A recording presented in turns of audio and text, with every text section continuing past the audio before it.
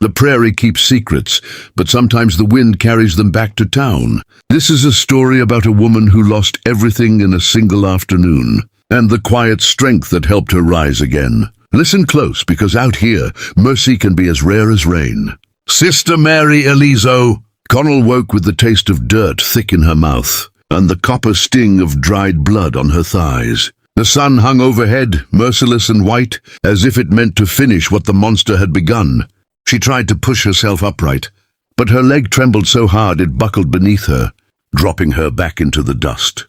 A few feet away, her torn veil fluttered weakly, snagged on a brittle branch like it too had tried to flee.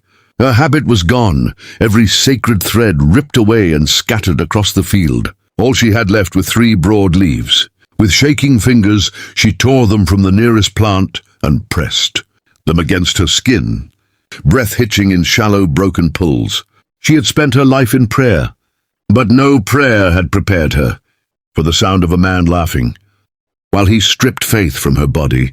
Nothing had prepared her for the weight of him pinning her down, drunk on cruelty while she begged God to make her vanish. And nothing had prepared her for the moment he simply stood, walked away, and left her lying naked in the dirt as if she were already gone. The heat of Dodge City wrapped around her like a sentence. Each step sent a sharp burn through her bruises. Every whisper of dry wind felt like eyes on her skin.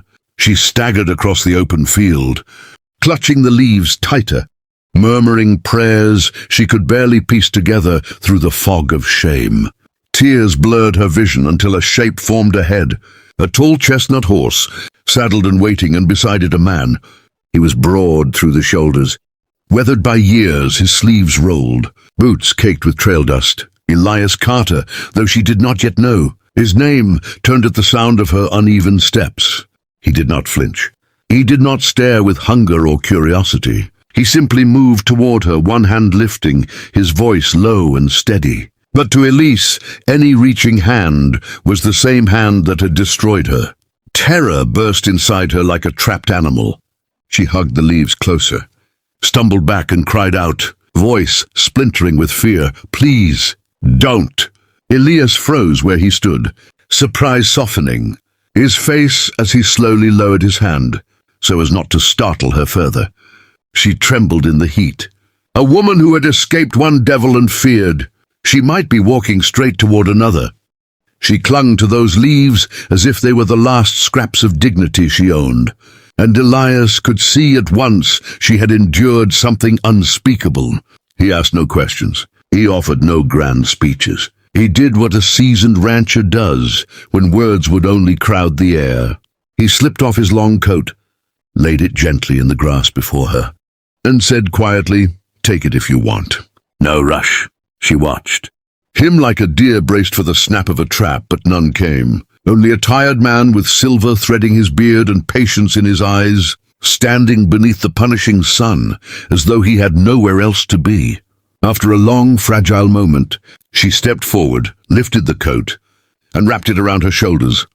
Something inside her shifted, barely, but enough to draw a fuller breath. She believed the worst had passed.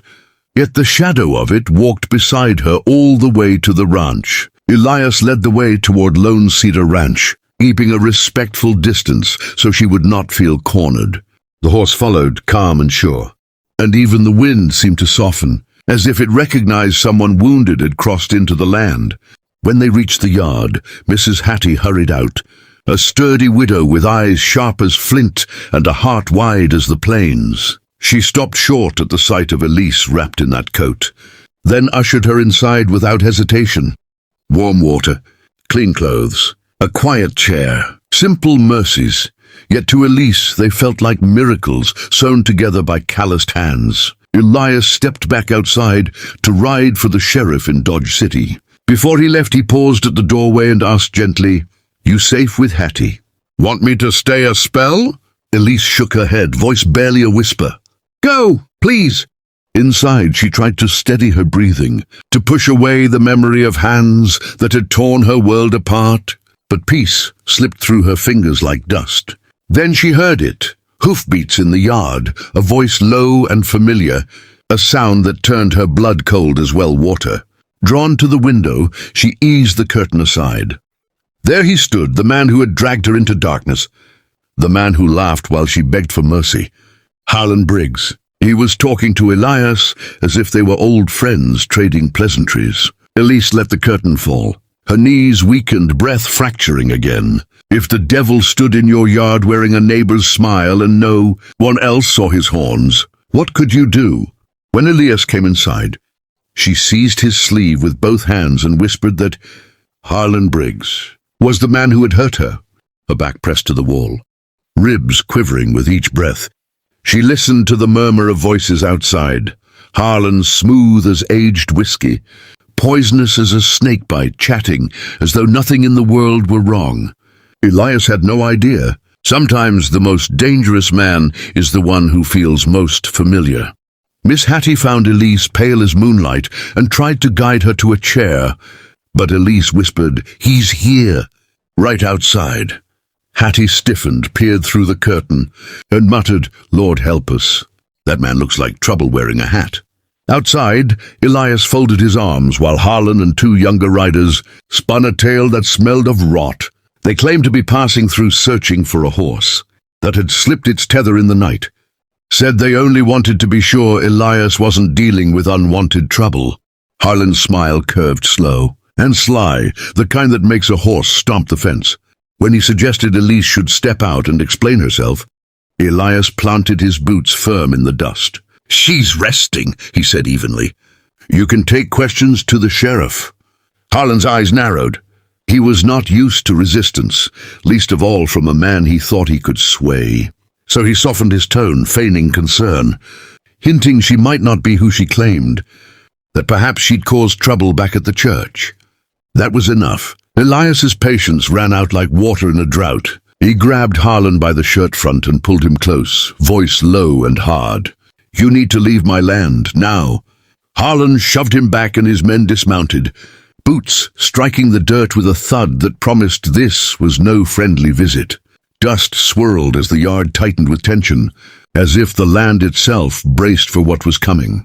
Men who had nodded to each other on passing trails were about to discover where their loyalties truly lay. Elise watched through a narrow crack in the door, hard hammering as fists flew and boots scraped. One of the younger men landed a punch square on Elias's face, dropping the older rancher to his knees as blood spilled from his nose. He wiped it with the back of his hand, pushed himself upright and drove into Harlan, hauling him down into the dirt. The men circled shouting, but Elias held fast.